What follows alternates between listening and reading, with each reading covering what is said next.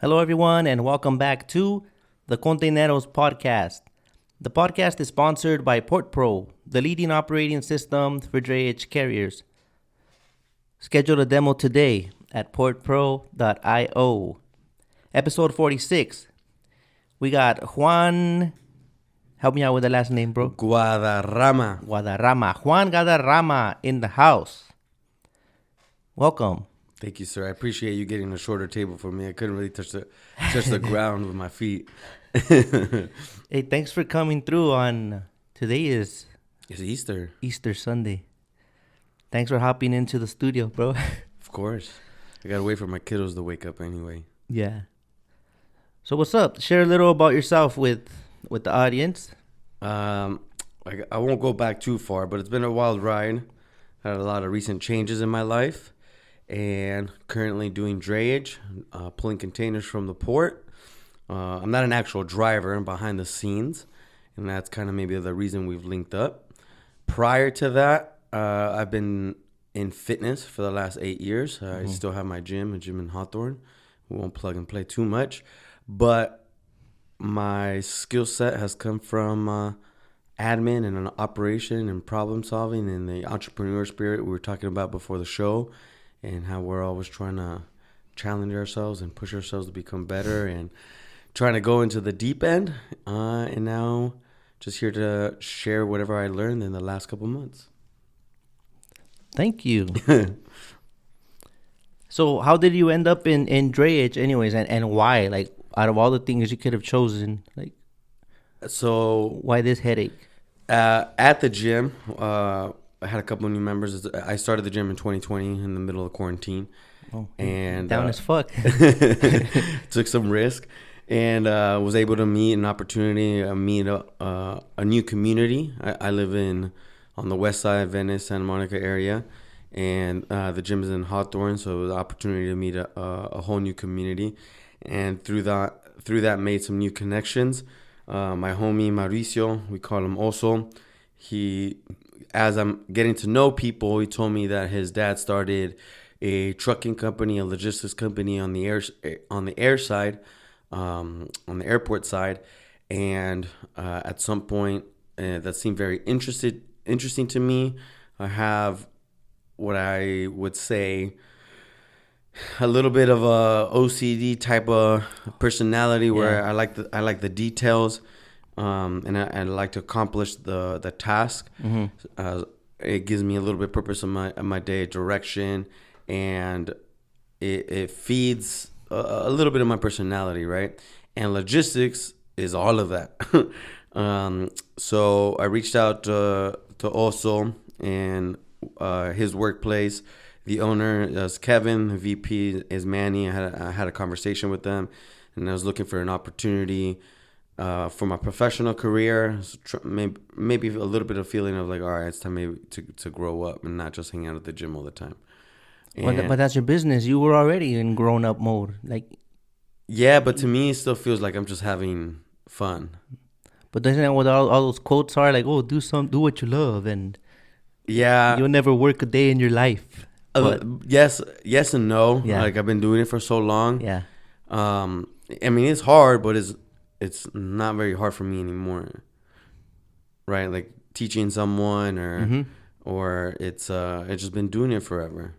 It's like if you've been driving to the ports for 15 years, you know every exit and every street. You probably even know every bump and every hole on every street yeah, without you even thinking about it. You know not to go into that lane. You know to go into that left lane maybe now instead of way before. You just know little things and nuances that everyone else doesn't know.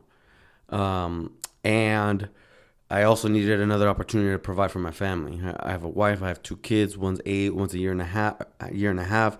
I had a baby during COVID. So I reached out to Kevin and Manny and they presented an opportunity. And I said I was down for a challenge and to grow something. Previous to this, we didn't really have a drayage side. So I took on the task to build something under their supervision and the things that they knew, because I'm starting from scratch. yeah. But I know the things that I do know how to understand. I know that I can go figure out the things that I don't know. and I can understand the things that I need to know in order to operate.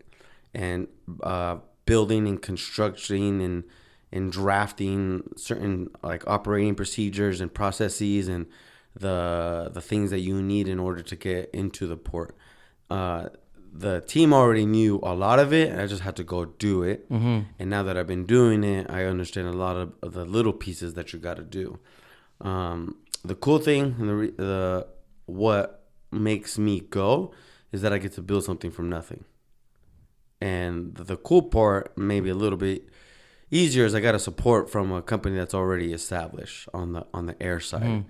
And the thing that we're really trying to get to, which is very exciting, which maybe helps with the education part of it more, is trying to get as close to origin as possible. How can we be the providers to get stuff from China directly and not be cut by the middleman? Does that make sense? What can become the middleman in your opinion? There's a lot of middlemen out here. Yeah, so we got origin, right? Most of the stuff comes from China. So we call that like the departure port, the origin port. Yeah. We, on the trucker side right now, right, we just get the last piece of the pie. Yeah. So what we're trying to figure out, and we're trying to grow and trying to get established on, because you got to show that you're established enough, is can you do the drayage side, or can you do the last and first mile, whether it's import or export, doesn't really matter. The step above that is like where all the brokers and forwarders are. They're the ones that companies reach out, or the customers reach out to actually get the container moving. So that forwarder is responsible for the 100 containers that he has to get it to the last mile. Yeah. Right? Does that make sense? Yeah. So we're trying to get there. We have to establish the whole infrastructure in order to be that person. You don't want to excuse me, you don't want to have to look for a forwarder to hook you up. You want to do it yourself. We want to be the forwarder and hook ourselves up. Yeah. Has there been, is that rare that there's companies that have it all in-house? Like, we are everything. So I was asking a lot of those questions, right? Like, so why isn't everyone else doing this? Like, if it's that obvious, why are we all not doing this? It just makes sense, right? Yeah. Well, it's like you asked me before, so you did fitness. How does this relate? Like, how are you able to do this? Yeah. It's we all know what you're supposed to eat and what you're not supposed to eat, right? Yeah. How many of us are going to do it? That's a different story. So it's the same thing, right? Yeah. We can have all the knowledge because we talked about it before, but we're about to like give you a checklist on how you can get your own authority and work for yourself and do the whole thing.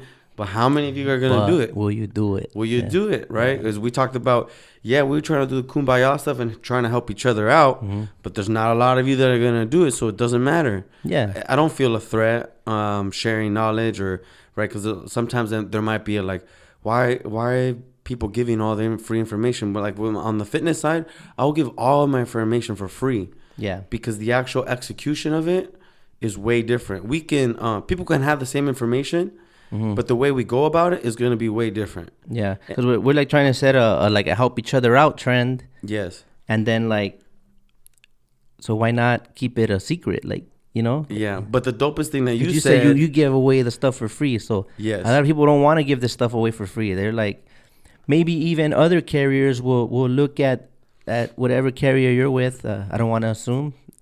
Prevalent. Yeah. And look at you guys like a threat. Like, you guys are fucking up the game. Because some people think like that. You know, like, well, why are you dropping gems like that? Like, this is how we make our millions, by keeping them at a certain level where they have to depend on us to provide the work for them. And how do you go to sleep at night?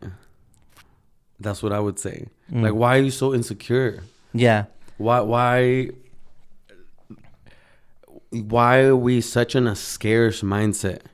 You think they're acting in a state of fear that they could lose what they have if they... Personally, yes. Mm-hmm. What I have found in everything that I've taken on ever, mm-hmm. the collaboration, the beautiful thing that you said last night when we were trying to talk, like, hey, let's get our notes down, is I'm only trying to help those that want to be helped, because that person wants to build a relationship anyway. Yeah. And there's going to be trust. Yeah. The opposite thing happens. Yeah. The person that's scared is always going to be scared, and they're going to be scared with their own kind. When you're ready to grow and you want to level up, you're going to find those people too. And that's who I'm trying to link up with. I wouldn't have been able to do the last 3 months by myself. I've only done it because I've asked for help and people are like, hey, let me put you on. Yeah. And then somehow I try to figure out how to repay them with time or some sort of giving back. So that's why you feel like you want to give back too. Because you did mention like the only way I've gotten this far is through help of the community. And then you mentioned you want to do something for the community. Yeah. So it's like keep it going because it worked for you. Yeah. And I admire that in 3 months, like you're learning fast. Like, you know what I mean? And I told you earlier, like, man, I feel a little embarrassed. I've been in here like 15 years, but I guess I was looking in the wrong direction. I was just like, go, go, go. There's no time to like. Yeah. Or maybe it's an excuse, huh? I don't know. No, I think it's fair because you're looking at it from, because I don't drive, right? Like, let's be clear. I think that's the big difference on the opportunity of maybe the perception of it. Yeah. Right? Because you're looking up and you're trying to get jobs. And I'm having to figure out the operation side. To even have jobs to provide to the drivers. So it's a different perspective. Yeah. Just like this. Like, I would have never had the time for this if the DUI didn't happen, if all that chain of events didn't happen. It was on my mind to do it, but now I'm doing it. The universe told you to do it. Yeah. Here we go.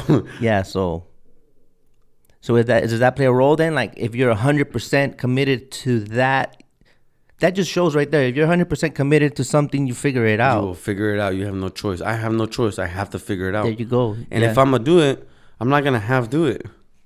Yeah. I want to know all of it. So I can be productive and I can help everyone around me. And I think of like, I don't know how everyone else sees it, and I'm pretty sure that they do. But whether it's other carriers or my own drivers, is I want to share that information. So when things don't go smooth, and most of the time they don't go smooth, everyone has an understanding of why versus, oh, the dispatch just messed me up. Blame game. And you're like, no, I want to give everyone tools so you take more ownership on, hey, what part did I do that I contributed that either helped or didn't help? And being honest with yourself, like, damn, I didn't help. Maybe I was late leaving the warehouse to go to the terminal. Yeah. Or maybe it was like, hey, if there's that good relationship, and say you're my dispatch, the foundation is the relationship. It could be more like, hey, I think you could improve on this because this is what I saw. It's not mostly blame game. It's giving feedback, but feedback for the purpose of what we're trying to do. And we're trying to go to the moon. So if we can collaborate better, more things happen. Positive, forward moving things happen. Yeah. Do you ever overwhelm yourself with trying to like overachieve? Like TMI, but I feel like that sometimes like to like want to do too many things. And then, like, you set so much to do for that day that the list is so fucking huge that you did, like, 10 of those things, and you're like, fuck, I failed because you had 30 things. Like, but let's being realistic. Like, you know, so like, hey, man, you have coach on your bio, so I'm digging right now. What's up, coach? No, I have in the past, and I think I've gotten better at it. And what I do is I for sure look at everything that needs to get done today, meaning all the moves or the container moves that have to happen, no matter what. Like the way that in my mind I prioritize is what's going to make money first. Where's the money we can go get right now? We have to accomplish that first. The second one is what are things that are going to maybe set up the next day or the week? And then the third one is the things that are in the back of your mind that you're trying to get done but are not as high priority.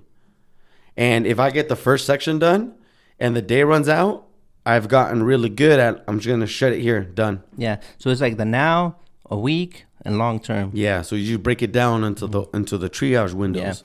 Yeah. Because whatever I didn't accomplish, I roll it over to the next day. But then that makes that list a little long. Yeah. But it still has to do priority. It still might not make it to the top. Yeah. It just bugs me that I keep seeing the same goal on the next day, like 3 days in a row. Like if it has to roll over more than one day, it bugs me. And that's what gets me to execute it.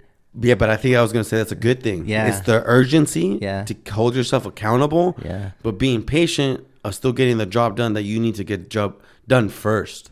Right? Like there's still a lot of the marketing side that I want to do for the Drayage part of the company.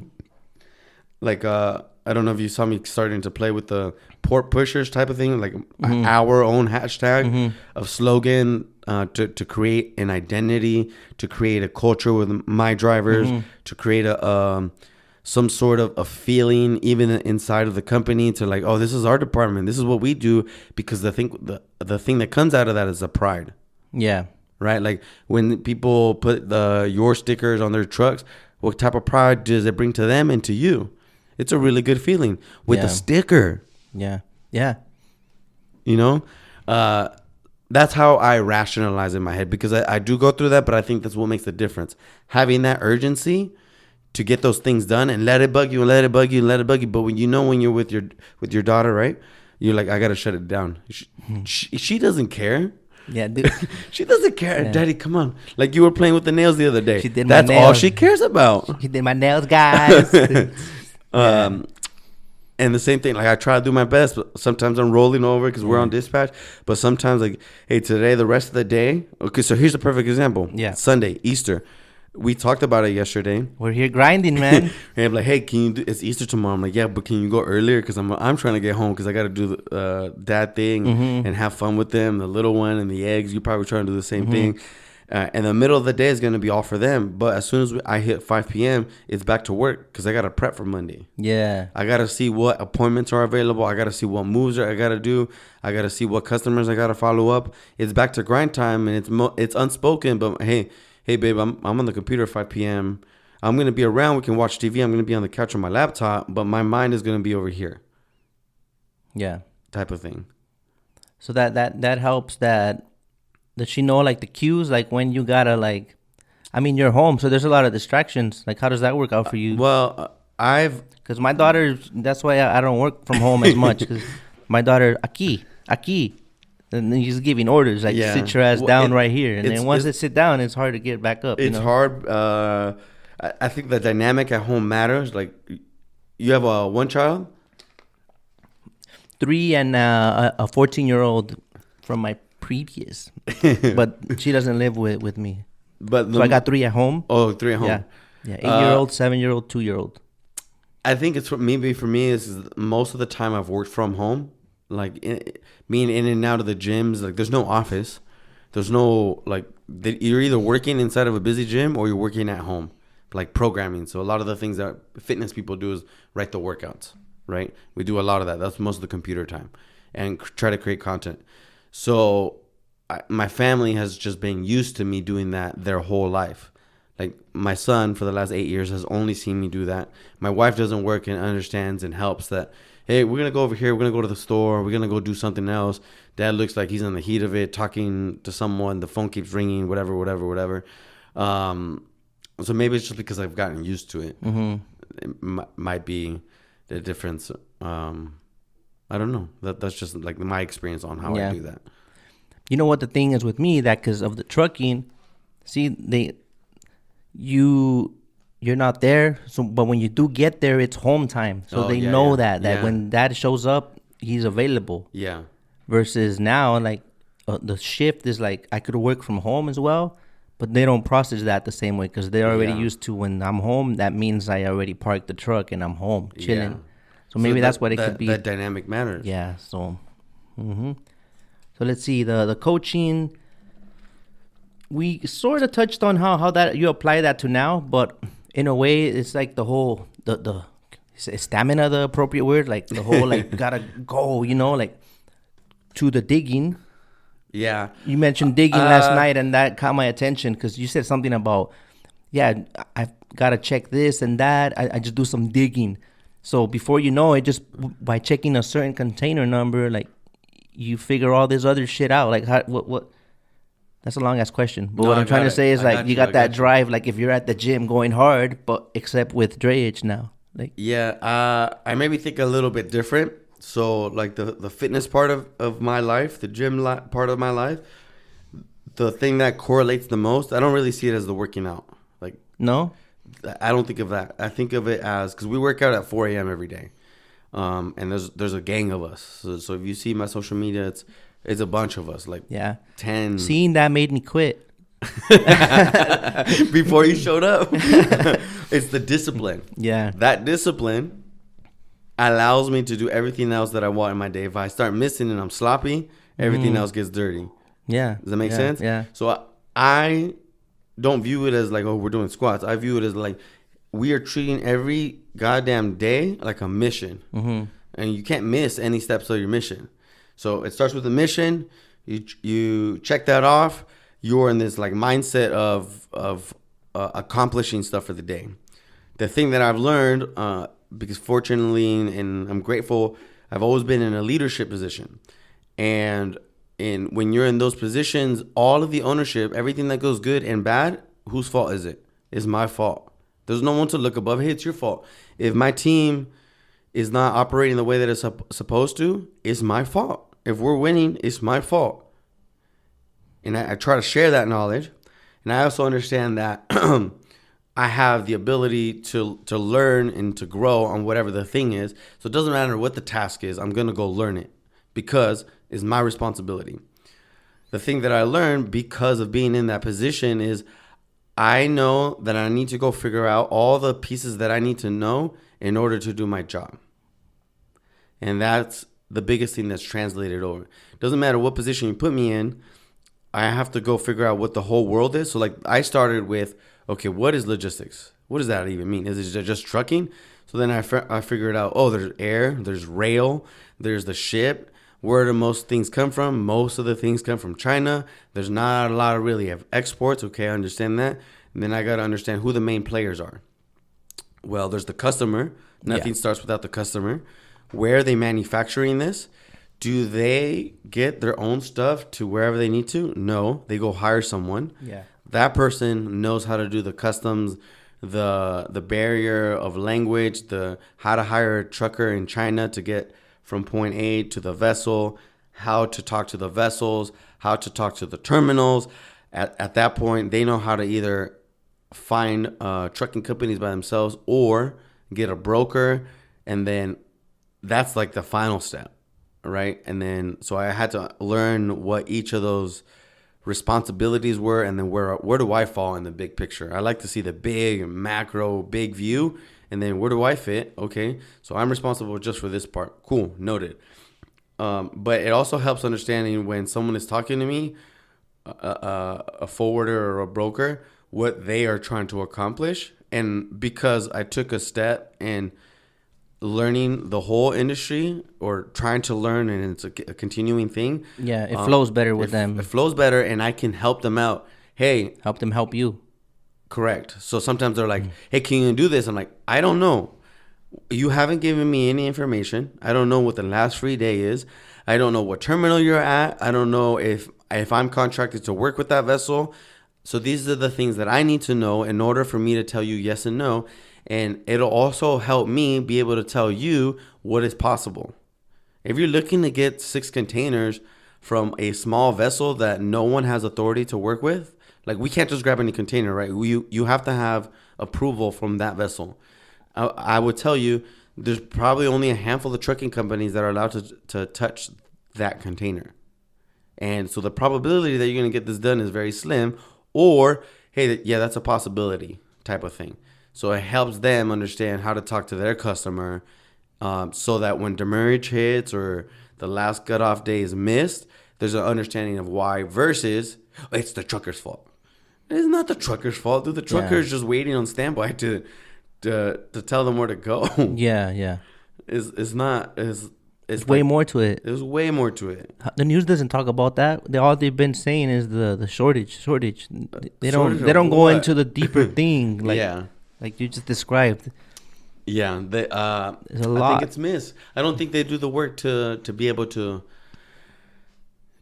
want to understand, to actually help. Yeah, to solve it. Yeah, they just want to cover the problem or what they believe to be the problem from the surface. Oh, the truckers. There's no truckers. And I'm like, there's a lot of people that want work, dude. Yeah. Now that they might not like the environment, now that's different, you know? Yeah. It is very cutthroat. It's the Wild Wild West.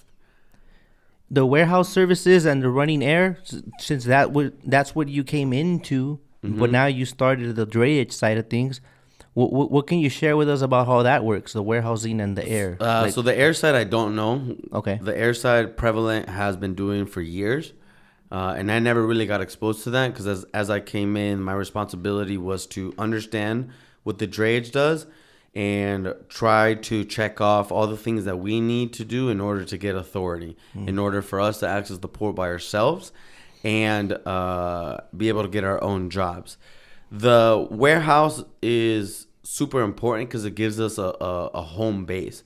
So I didn't know this, and I'm learning as I went. That would really tie in with drayage, huh? Yes. So I didn't know that most trucking companies just have a yard, just for their tractors. Yeah. Right? I was like, oh, I thought everyone had a warehouse. No, I'm like, no, the warehouse makes it, gives a competitive advantage. And luckily, since Kevin and Manny and the whole team there has taken the time to build, it takes a lot of time, but to build the infrastructure, you can offer more services.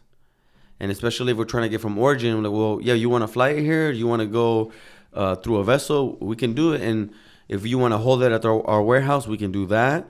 The warehouse team is great. They can do all the warehouse stuff, like cross dock, unload, offload, floor offload, palletize, whatever you want. Like, well, we could do it all. Consolidate, anything you want. We got it down. So it's really cool. And the way that I approach it is I show them what the job is and let them teach me how they would do it. Because I'm not there. I'm not going to make the decision for you. You guys are going to be the ones that are going to offload it and do the job. So can you explain to me how you would do it to make your life easy? So there's a conversation that happens, and then they go, okay, so I think you should do this, this, and this, and then I look at what information I can help with. Okay, so I should probably give you a lead time maybe of 2 days and let you know when this is going to come and remind you maybe, hey, that's the job where we're going to do this one. All right, noted, got it, boom, and we can move from there. So the warehouse cool is another implement that I think is very helpful, and for us, it creates a home base and an identity for kind of the whole company. And would it be wise to just keep it all under the same name, or would we need to split it up in different sister companies? Like this one will cover the freight forwarding. I think that one is maybe more of a question of how you want to do your accounting. Okay. Does that make sense? Yeah. Like how do you want to keep your books, right? Because you need to keep track of how each of those pieces are contributing or hurting your bottom line. Yeah. Or which one has more liability to it? Yeah, or hey, is it worth doing this? Should we do that one? Should we do more of this? What is growing? If the number is going up, but the warehouse is not really helping, why are we wasting funds there where we can maybe add more power behind the things that are already working? Yeah, double down. So I would say it's mostly based on the management. Yeah. For us, I think we split up certain parts of it. So you went into that organization, and there's already a partnership in place. How do you feel? I'm assuming, right? You mentioned various names. So how do you feel about working in teams? Do you think that's the way to go nowadays, where a lot of people want to be I did this by myself from the ground up, just me, self-made, and you know what I mean? Yeah. Which is cool, and some people can pull it off. But do you feel that we're in a time where it's best to just go the team route? So I'm the drayage manager. Yeah. Right. So I work for Prevalent. Yeah. Right now I'm basically my own department. So there's a part of it where it's I'm part of the team because I'm part of the company, and there's part of it where I'm just solo. So there's a balance of that. It's a unique situation. It's a unique situation. Yeah. So for the longest time, I did want to do things by myself, and I have done things by myself. But there is, I think, this weird time right now where people want to do that. I would just advise and have people maybe ask themselves, do you have the skills to do that? And by that, I mean, the first one you got to start with is, do you know the craft of the thing that you have to do? So if you're a trucker, do you know how to drive? For fitness is do you know how to work out? For my particular one right now is well, do you have leadership management skills in particular? Do you have those skills first? The second one that I think about is, do you have business acumen? Do you understand financial statements? Do you understand what a competitive advantage is? Do you understand the market size, the market opportunity? So like I went to business school in entrepreneurship, and like I don't know if people understand the basics of that. Well, tell me this: would you want 10% of? Hold on. It depends, right? Okay. You want I got you. Yeah. you want 10% of a watermelon or 100% of a grape? Or nothing, right? 100% of nothing, right? Yeah. That one's tricky because if you've never done the 100% of nothing, it's going to be, you don't know the skills that you needed to develop. Mm-hmm. That's why it's a weird question. You can't straight up answer. Yeah. Until you don't mess it up, you're not going to know which ones you're good at or which ones you're bad at. And a lot of us are scared to fail. So, or the faster you fail, though, the faster you're going to learn the answers. yeah.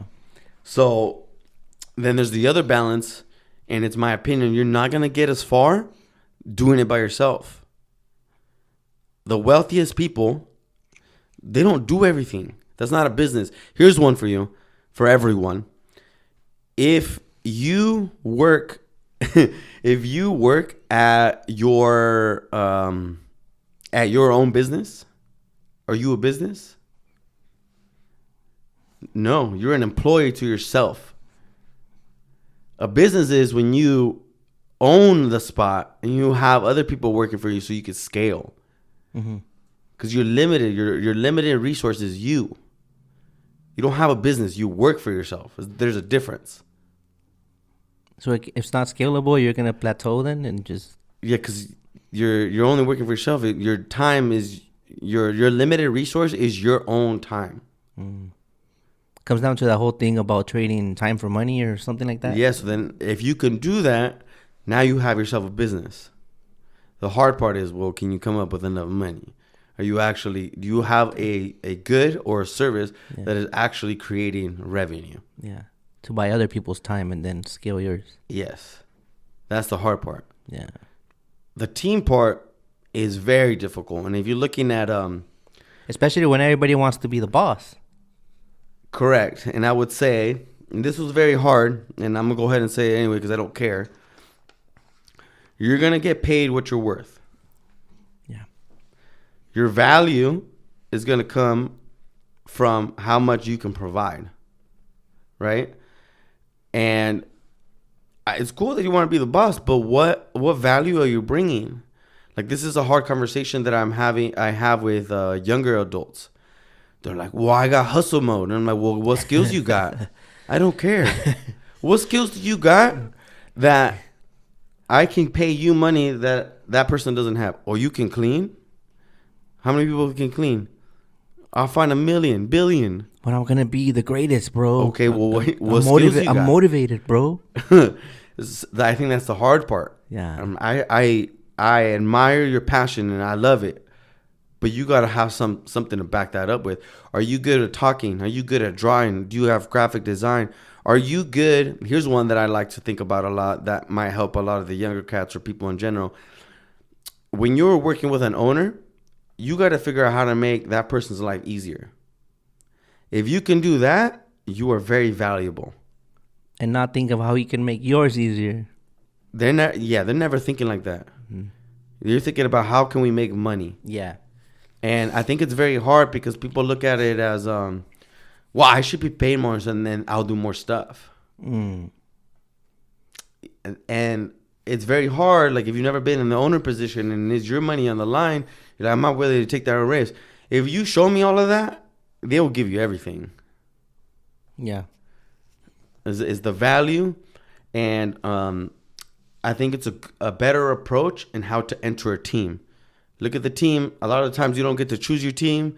Look at the strengths and not weakness, but the opportunity to where you can insert yourself.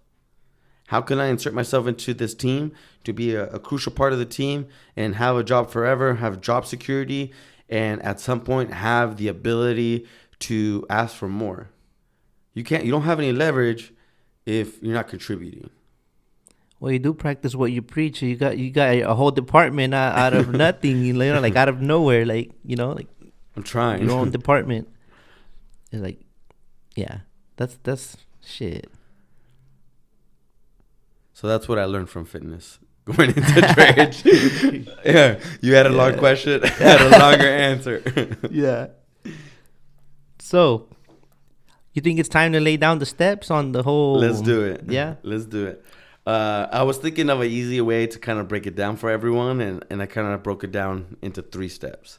Cool. The first one is the trucking part, and I think most of your audience is familiar with it. Getting a commercial license, getting your Class A, right? Like if you don't have that, you can't even play, right? Yeah. And then getting everything covered from the DMV, and getting your truck, whether you're leasing a truck, whether you own your truck, whether you're buying your truck, whatever the route that you choose, right? You're gonna need an MC. Mm-hmm. You're gonna need your DOT number. Let's go back real quick, just to clarify. What's the end game in this list? What's the goal that we're gonna accomplish with this list? So we're gonna give you a list to where if you wanted to, you can be your own drayage company essentially. Yeah. Okay. All in. Not leased under anyone, or you can do it all. You could do it all. Okay. There's pros and cons to it. Yeah. We'll leave that up to you. Okay. Because there's a lot more risk. There's more money up front. Yeah. Here and there, but if you got the passion, you hustle. So you guys asking, how do I get into the ports? How do I get into the ports? How do I get accounts? How do I get loads? Well, here we go. Let's go. So the first part is the trucking part, yes. which I think everyone's familiar with, right? And then for the port specifically, you need a TWIC card. So it's just federal clearance that you can go in there. Yes. So now you have your truck, whether it's yours or it's not yours, it's fine. You have your commercial license, and you have clearance from the federal transportation and organizations, right? From there, the next part, if you want to create a company, not be like brokered by anyone else, you should probably do this anyway, is create a company, an entity with the Secretary of State of California. You could do that with LegalZoom. There's a bunch of different services. Depending on what you choose, it could be anywhere from $100 to $250. It's a very fast process. You could just say Juan LLC Trucking, whatever. Set it up as an LLC, or you can have an accountant to help you out, whether you want to be an S Corp or whatever the things are, right? So now we got our trucking. Now you have your entity. The next part you need to address is getting clearance from the UIIA and the terminals. So the UIIA is this organization that connects all like the intermodal supply chain. All the equipment providers. It keeps everyone honest. Yes. Because otherwise it's a free for all. Huh. Okay. Right. Like who's gonna regulate it? Right. You could see that a lot of things would go wrong, and it covers everyone's butt if everyone's in that system, because you can't just like disappear. Like if you put your scat code on the line, we know who had authority. We know whether that person had clearance or they did not have clearance. Right. And I think what I wanted to, so there's 2 ones. There's the IANA, which have you heard of that one? Yeah, I have. It's the there's an Intermodal Association of North America, and the Interchange Facilities Access Agreement. Those are they're 2 different organizations, but they're both have to do with the supply chain in general. So vessels have a scat code, and truckers have a scat code. And anyone that's kind of touching the property of has a scat code to identify yourself. Yeah. In order to get that scat code, you're going to need an insurance agent with to meet minimum requirements of like cargo, your truck, different parts of it. The cool thing is you can go on UIIA.com and look up all the agents, and you just start calling. Hey, I'm looking to get authority through the UIIA in order to be able to get my scat code. Now, they're not the ones that issue a scat code. The scat code is issued by this nonprofit organization that I think is like, I want to say in South Carolina or North Carolina. I think I wrote it. NMFTA, the National Motor Freight Traffic Association.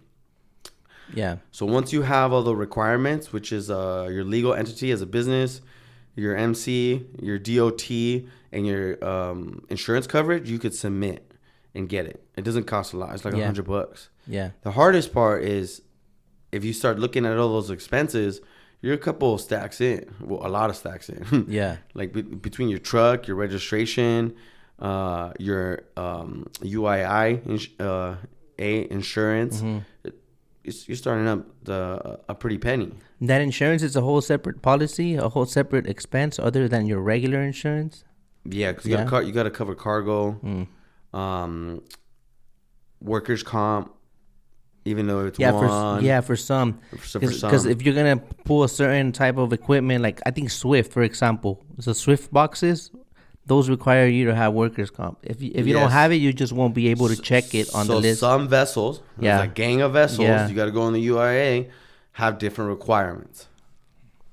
You're correct. I don't know if that makes sense to everyone. You can't just go in, and this is something that I had to learn, and grab any piece of equipment. You'll go to the trouble window, will not be able to exit the terminal. Yeah.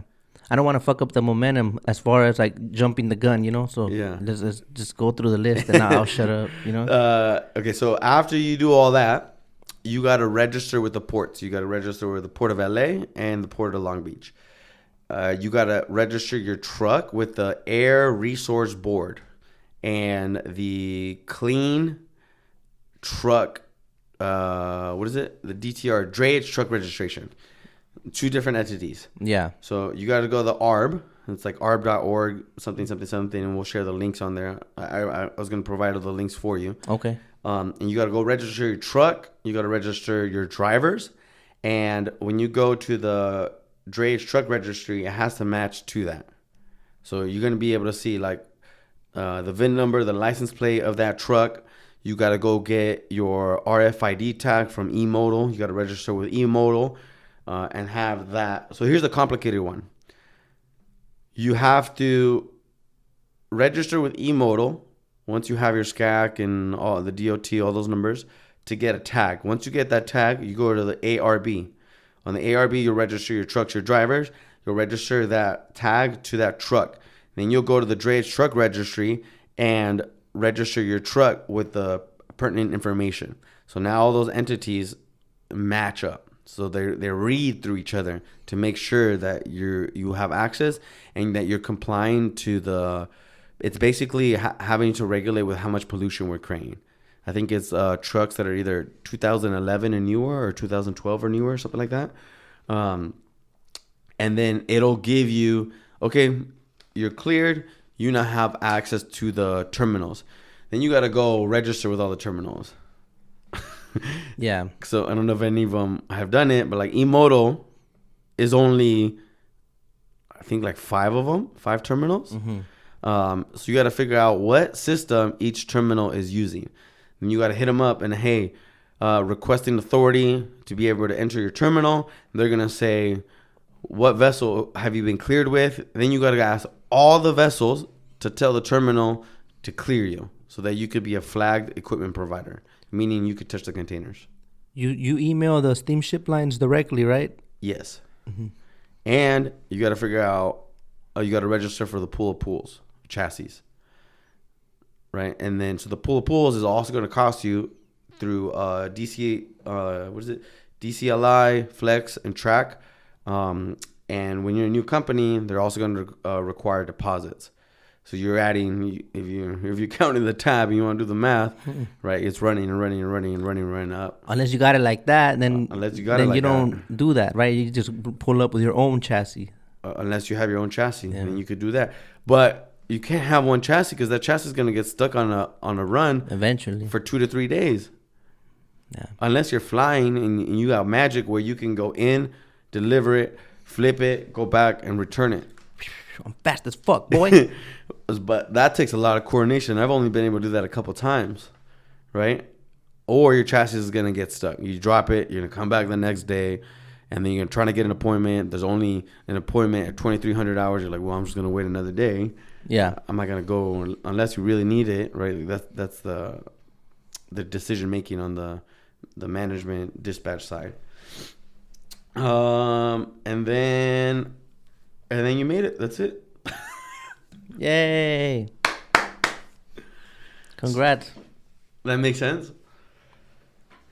we got the truck, we got all the like the back end admin stuff, and the last one is port access. Yeah. At this point, I believe anyone can make logins for the terminals, but you just won't be able to. Well, you got to have your SCAT code by then. You just won't be able to make appointments. You won't be able to book appointments. Some of them don't let you see more information. Mm-hmm. So you can see limited information. Yeah. And then it's on to the games. And then it's all to the game. So I think your next question was, well, how do you get jobs? Yeah. Now you're good to go, and we'll go. That's just a transaction stage right there. How do I get the work to go pull it out to begin with?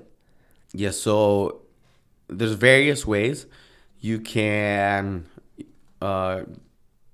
find where brokers are listed, or you can find where forwarders are listed. And you just got to go down brokers in California or brokers in wherever. And then, or you can go find forwarders. You could go on LinkedIn. You could just Google it. You can find a contact and just, that's where you just got to start. That's where you go hustle mode. Start knocking on doors. Start digging. The hard part is that your MC number has 0 years on it. Yeah, and you could either, if you don't know how to navigate, you can get fucked as well on your payment. So that's the hard part. Well, yeah, you got to cover your butt on the payment. Mm-hmm. So you either you have to request the rate confirmation, which is like kind of your legally binding contract between whoever gave you that job, or set up billing ahead of time. You got to figure out how to create a safety net for yourself, and not just take a job and then just hope that you're going to get paid. It's your responsibility to cover your butt on the pertinent legal documents. Yeah, a lot of guys want to know if there's literally like a load board for containers. Like, they ask me, hey, you should have a load board. Like, there's a bunch of them. Is UIIA a load board? Does it have a load board side of it? No, but the hard part with the load board is that's like the last pieces that are like left over that they were not able to get contracts for. You want to get the contracts yourself, so you don't get. Yeah, you want because at that point there's still a middleman when it's on the load board. It's more than likely that it's more of a middleman, because they're just scrapping to try to find someone to cover that. So this is where like your relationships matter, and how professional and how you present yourself. And I don't know how many of your users are like on LinkedIn.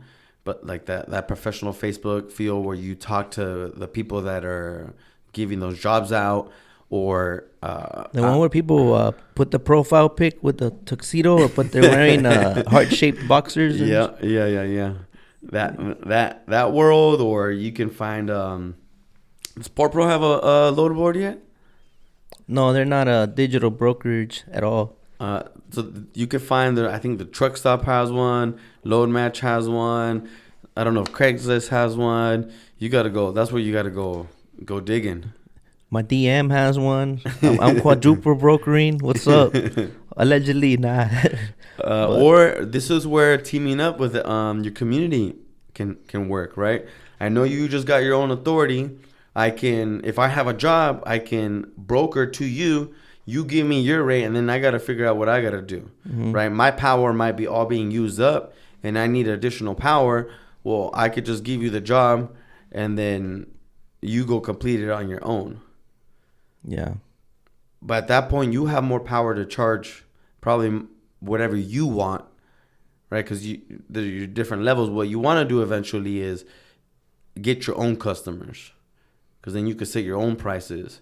Because sometimes I don't know if like truckers feel like they get stuck. You've talked about it before. You're almost at the mercy of everyone above you, right? Versus you get to set the tone. And this is where the difference where like customer service, communication matters. Your name is on the line. Yeah, it gets frustrating. Like the whole fucking.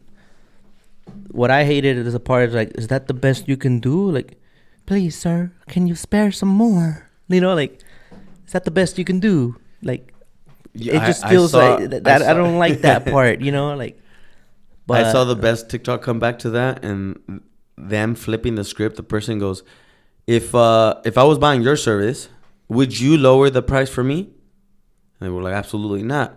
Well, then fair game. Let's go. Mm-hmm. You're asking me to do something. One, you're giving me a 24-hour notice. It's urgent for you, and then you want me to come down on the price? Yeah. Oh, that happens a lot here with the guys there. They want them to save the day. I see that a lot. Like, oh, it's the last free day. Like, that's crazy. What's that got to do with me? I'm not doing it. I don't feel like doing it right now. I'm done for the day. Yeah. And it's the same rate, and it's urgent to you. Like, why I gotta save the day to be on your good side? Or, I mean, it goes both ways. Like, you don't want to be yes man all the time and then get taken advantage of. So there should be an incentive for last free day loads. I think if it's that urgent to you, then show it. Is there stuff that truckers do? I'm saving you a couple $100 by saving the day. Why? I don't know. Especially if it's a Friday, you know that's just gonna roll over all the way to Monday. Each day it's gonna. That's 3 days of demurrage. Yeah, and same rate. So I think this is where it makes me very comfortable helping other people out by giving them more knowledge, right? Because what's gonna happen if you don't go get it? It's gonna pay demurrage. How much does that demurrage cost? It's a lot of money. So yeah, double the rate. Why not? Double the rate. Hey, this is not. And I will go get it right now. Yeah. You have that power. Yeah, I just hate when it's like a buddy, but like Luca said in one of the episodes, una mano larga, una mano corta. I didn't say it the way he did it, but you know. But were you smoother or was he smoother? He was smoother for sure. Yeah. You know, it's all like, oh. But theirs, like when it's to you, they withhold from giving back. And that's when you gotta know: is this a relationship that I want to deal with? Well, that's why it's never gonna. Well, okay, that's too negative, but it's hard to establish that relationship because when, let's just say, for example, when the market's hot, it's like either it's a trucker market. Yeah. We have all the advantage, but then the brokers remember that, and then it's their turn, and then it's just always back and forth. It's never like I got you this time, and you got me next time. So it's hard to establish that. I think now, I think the way that it needs to be done is you keep the business numbers as a business, but the thing that you provide is, all right, I will provide you power for that. Yeah, like I know it's going to cost a lot. But I will dedicate power to help you out versus taking maybe another load. Like the business part of it has to stay there. Yeah. Because if that doesn't happen, then none of us can survive. But there's a lot of buddy shit going around. Like, hey, buddy, I need you to cover this. Help me out, man. You know, you scratch my back, I scratch yours. And like you said, though, has that worked? I think what is very difficult for people is just a guilt trip. It's a guilt trip. They don't want to get on the shit list. When not knowing they have the power to turn it around and be like, how about you don't get on my shit list and you pay me what it's worth? And then next time I'll say yes again. You scratch my back, I scratch yours, buddy. Well, that's what I'm saying. The business part. I think people have a hard time. Let's keep it strictly business, and let's not do the favors part. Let's do the favor by providing you the power, but that power has a cost. Yeah. Like, I think that's fair because then you keep a very straight edge of like, the sooner the better. Hey, I appreciate it that you cover my butt. Hey, please send me the invoice of how much it is. You will get paid. Yeah. The sooner the better, though, because I think once you start doing favors, the favors is not going to work. No, because people only remember, like, you could do 10 favors and they'll remember that one time you said no. Yeah. Or we should treat it as, instead of the favor part, thinking of it as I value your worth, you value my worth. So when it's time to pay each other, whether it's that direction or this direction, let's pay that person's worth. I think, and we won't go too far into this one, but like this is the old school mindset versus the new school mindset, or the old school of being a Latino and being very scarce about how we think about stuff versus understanding, no, we have value to each other and let's treat each other like that worth. Because if we don't, we're undervaluing each other, and you can feel and you can see it when it's upstream when you're working with a customer. If you're going to do that to your homie, what does it look like when it's a customer? Why would you treat your homie less than a customer or whatever that relationship is? Why would you treat the person that you actually know less than someone that you don't know? I don't know, man. Right? Like, let's have some respect for each other. Yeah, like people will spend a couple hundreds on some Jordans, But they want to buy a Kontainero shirt. And they want the homie to let him have, hook me up. Yeah. But fuck that. That's my first cuss. What do you think that's the mentality behind that? Like, is it entitlement? Like, I'm the homie, so you owe me this, or what is it? It's just the way that we grew up. Why is it so hard for the circle sometimes to see the vision like a business and not set that boundary? Like, my personal opinion is because that person that has that thought hasn't, and this is where I get into my coaching mode, what I call my emotional intelligence. Do it. Is that person hasn't worked on themselves. They don't understand who they are and how they show up to other people. It's very like surface level, where I try to grow and understand how my presence or the way that we speak is going to affect or contribute to our relationship, right? Because this is the first time we interacted, and it's flowing fucking phenomenal. I hope so. Is how can I present myself and create a genuine relationship, right? Because there might be one day in the future, hey, I need some help. Do you have a driver? And if I did a good job, maybe you're more than likely to send that driver to me because you know what I'm about. Yeah. Or if you need containers and somehow you're like, hey Juan, I got 100 containers that I got brokered. How many can you do? I was like, well, give me a minute. And I'm like, hey, I can do this many. I can guarantee you this many, right? Like that relationship starts right now. Yeah. At the end of the day, it's you mentioned need. It's like you got something I need. I got something you need. And I don't think it's a bad thing. It just sounds bad. Yeah. It sounds bad. Yeah. But it's a whole lot of like put me on type of shit. Like, well, what do you have to offer? Like, you have to have something to offer. Yeah. It's like the no, but you're supposed to do this because you're a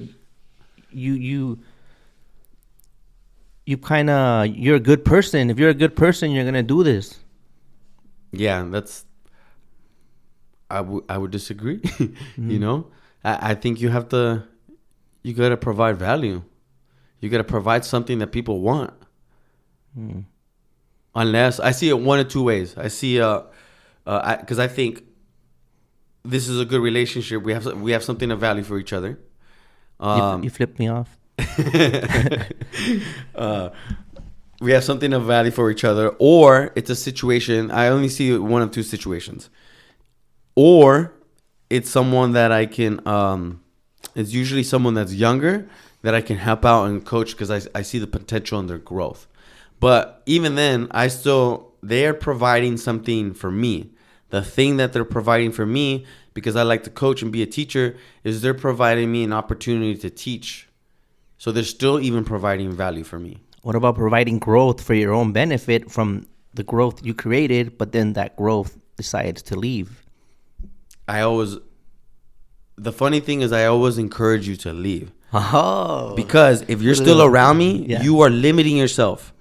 Go out into the world. If you're talking to any of my coaches, I go, your job is to learn everything that I know so that one day you have an opinion of how I do things. That is when you have to leave. Sorry. No, you're good. You have to leave to go learn more because you're going to get limited and you're going to get stuck. Leave. I'm going to push you away because the only way that I grew was I had to go find more. But I think that comes from me doing the work of understanding who I am and how I want to grow. No scarcity mindset here, huh? No scarcity. It's never been there? I think it was in the past. I think it for sure was. Are we going to go into the childhood side now? I mean, it's not too far into the childhood side. All but right. we can talk about the development. One, I think it's because I've always been a coach. Okay. Two is because I became a dad at 22, 23 years old. And then having conversations with myself is, well, how do I want this to go down? Like, what kind of relationship do I want my son to have with me? What type of relationship do I want to have with those around me, those close to me? So I think about that a lot. How do I want this to go down? How do I want this podcast to go down? I have a visual representation of how I want it to feel. Like, it's always funny to me when people go to the gym and we're like, why are we doing all this? Why are we all acting like all weird and adult-like? Like, I'm the weirdo that will make it very uncomfortable to break that barrier. And that is the reason I'm lucky enough to have the community that I have at the gym, to have the opportunity of like us growing as a company right now, contribute to the culture and all those things.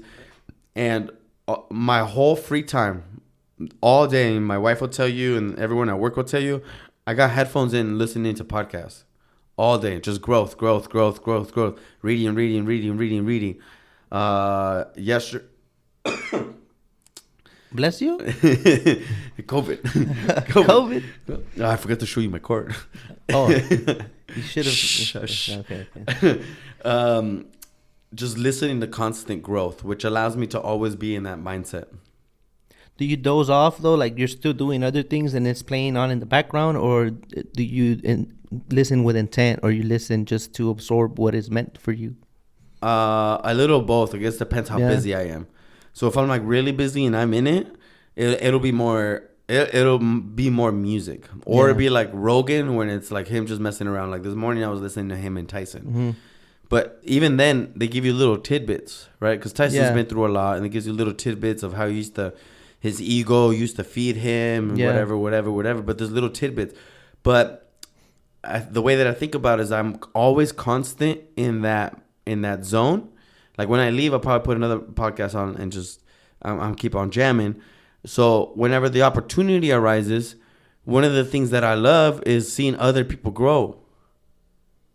I'm a dad. I'm a coach. I'm getting older. I'm not that old, but I'm getting older, and it's fascinating to me. Like that's the only thing that really matters, because if we go into our childhood, and many of us have these experiences, because we're all kids of immigrants, right?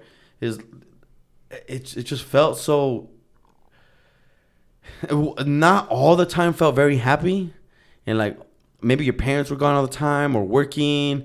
We all have our different situations, but it's still similar.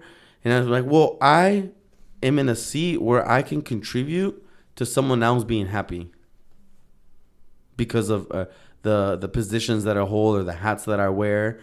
I almost have it a responsibility to like, I don't want you to suffer through that because I've already done that, and I want you to win. And this weird thing happens where, because I want you to win, I'm gonna push you with love. I'm going to be very fucking hard with you, and I'm going to expect you to know stuff, but only with the tools that I've given you so far. So once you have that, like, hey, okay, here's the next step. And level up and always be questioning. Because I also don't think that our parents had that ability to have that time or know how to be able to have those conversations with their kids. Because they were busy working. It's not their fault. Their responsibility was to provide a roof and food, and they did a fucking great job with that. But they didn't have time to read a book and find out about themselves. But they already did the most by getting here to begin with. By getting here, which is the hardest part. Imagine us leaving right now to go to another country that we don't know their language. Bro. Try it. Turn it around and see how that... Yeah, that's right. That's good. So it takes a lot of time understanding as an adult. You're like, oh, my parents were my age when they were trying to figure me out. And that's our truckers now, like... with the language barriers at the terminals, sometimes getting skipped because they don't understand them or shit like that. Yeah, and what I disrespected a certain way because you feel they can't talk back. Yeah, you know what I mean? It's hard. That language barrier is a big thing. And I feel fucking really fortunate that I am bilingual, so I can speak to the labor force. Right, the reality is like that's the labor force. But I'm fortunate enough to now have an education to where I can communicate with our customer and understand the world that they're coming from and try to be a bridge between everyone so everyone can get their job done and feel part of basically the supply chain. The fascinating thing is everything that comes into this country is coming from the ports that are right here. Yeah, we need to take pride in that. And let's talk about that. Yeah. Everyone's like, oh, logistics is boring. I'm like, those containers are ugly and rusty, bro. Like, that doesn't look good with all my chrome. This is our whole life, dude. Nothing happens without these containers right here. My friend Mark Gridana's episode 3, he said that picture a container, and if you could put the people that made money off that container, if they could all place their hands on it, it would wrap around it. Like in one way or another. We should do it one day. Yeah. We should do that. I don't know if that made sense. Like picture everyone that was involved with the movement of that container. whether the manufacturer, whether like a longshoreman. yeah, the longshoreman, a trucker, like at everyone the on the warehouse, vessel. the Amazon kids unloading over there, or everyone, Yeah. the consumer, like Just to get a toothbrush. well, the consumer kind of just to makes get a it- toothbrush. yeah. A toothbrush. So this is very important. It's just that there hasn't been really like the light shed on it, with good reason, because there's fucking billions out there, you know, It's to be wild. made, man, and it's all hidden behind the lack of knowledge. Yeah, I'm on a mission to break that. So we don't end up in a trunk of a car somewhere. Could there be like you think there could be like a logistics mafia out there? Who knows? Maybe controlling who gets the containers. Fuck it, when it's our time, I guess. But so where were we before I took it a whole nother? Oh, we went the emotional side. No, we went the childhood, right? Any hardships growing up that you remember? No, I think I was pretty blessed. I Yeah. have both parents. I have two sisters, two younger sisters. I grew up in Santana, Orange County, Mm-hmm. and then I came out here for school. Met my wife and had kids. Most of my life I've been an athlete.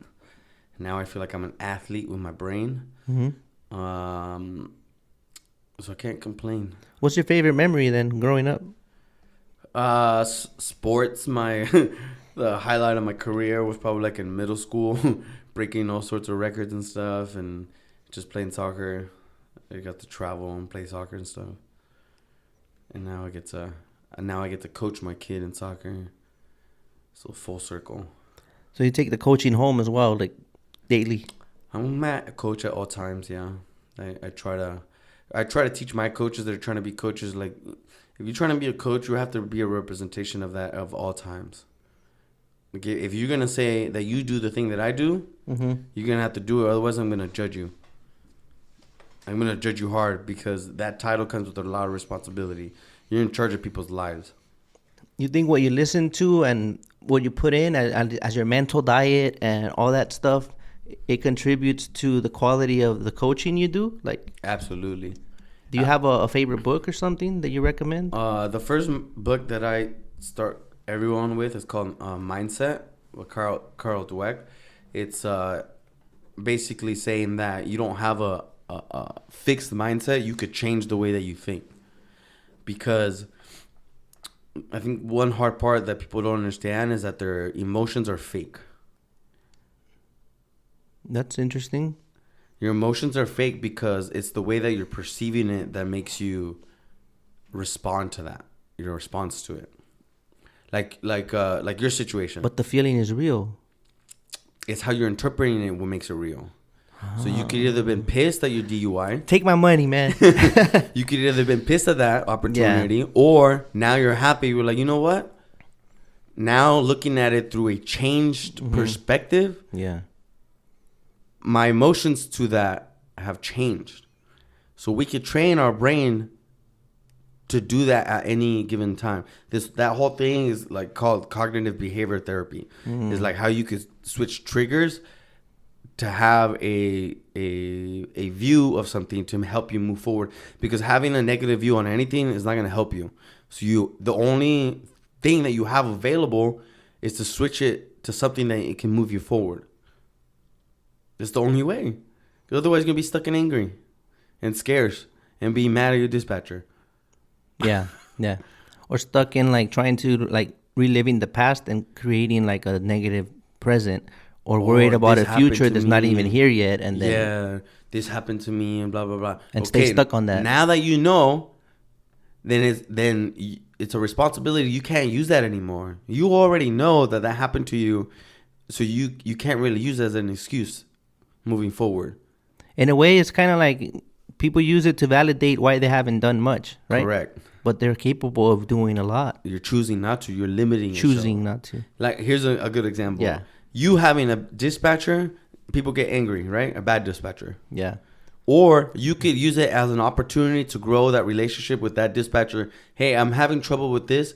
I'm really struggling and getting angry at these situations. Could you maybe run me down to why you're telling me those things? Is there something better that I can do? Or can you communicate better with these things?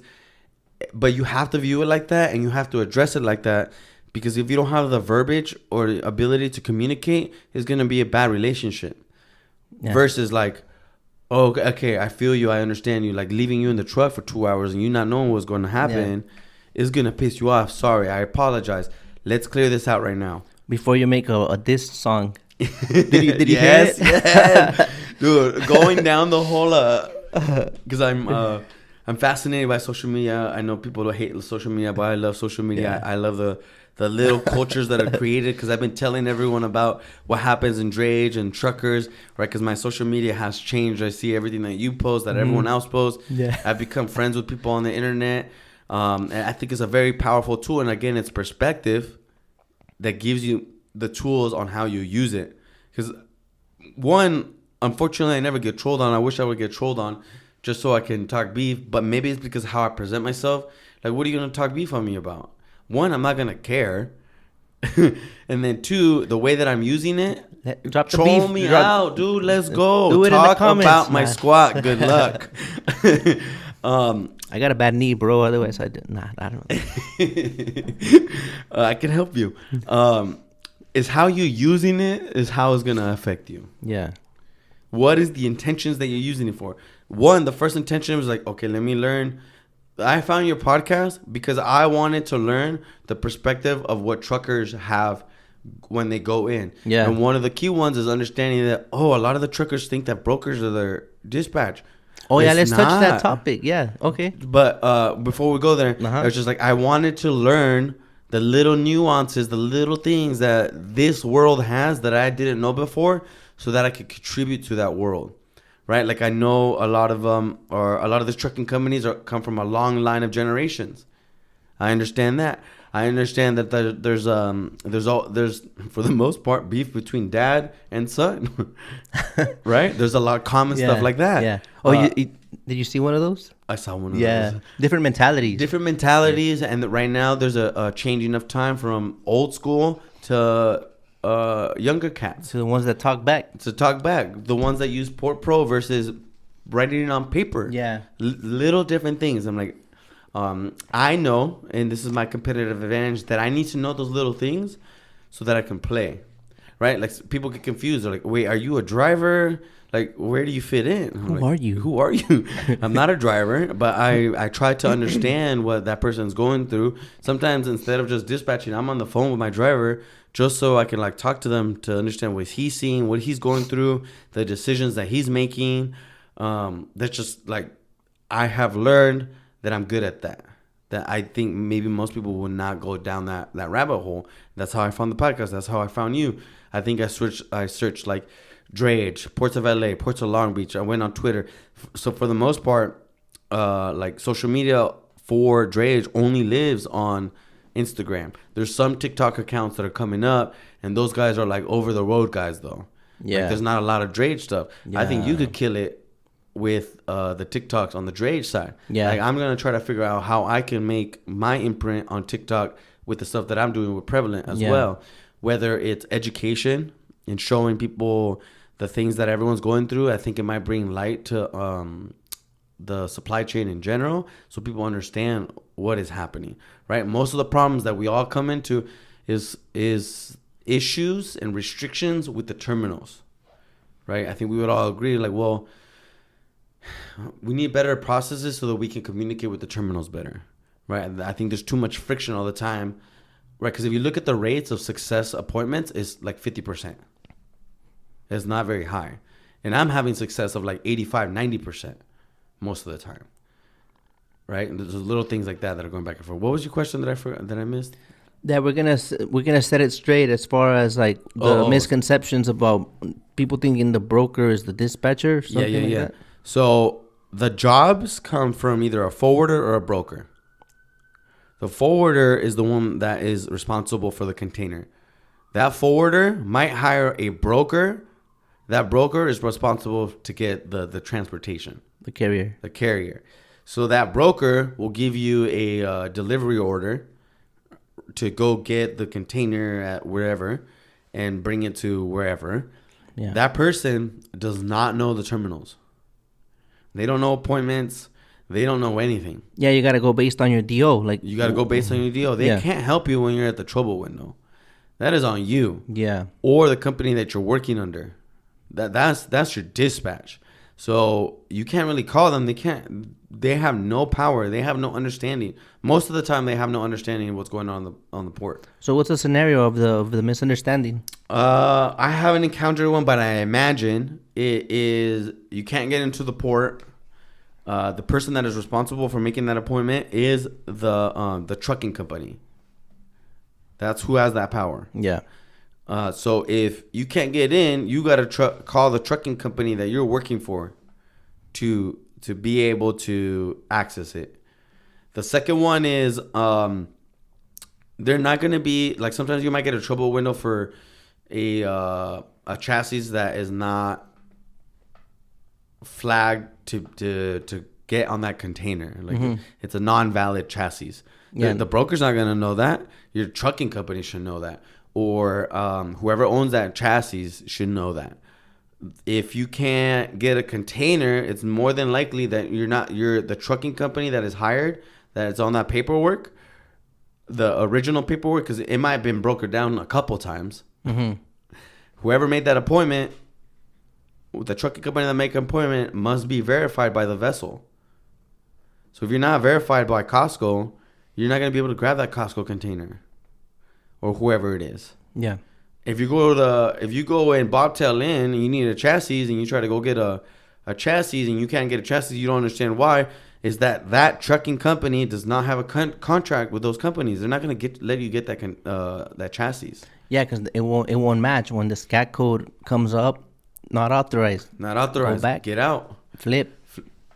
Or like get out because you have no chassis. Yeah. Especially right now. Or what are some other scenarios?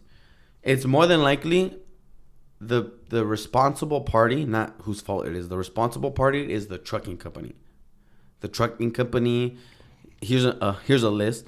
The trucking company needs to know whether they're allowed to touch that vessel's equipment, the authority of whatever chassis is being used, and whether that truck has authority to enter either the Long Beach side or the LA side, and has authority to enter that specific terminal. Right? Like UTI and Phoenix Marine use voyage control. Yeah. WBCT uses another voyage. I forgot what it's called. Whatever that website is.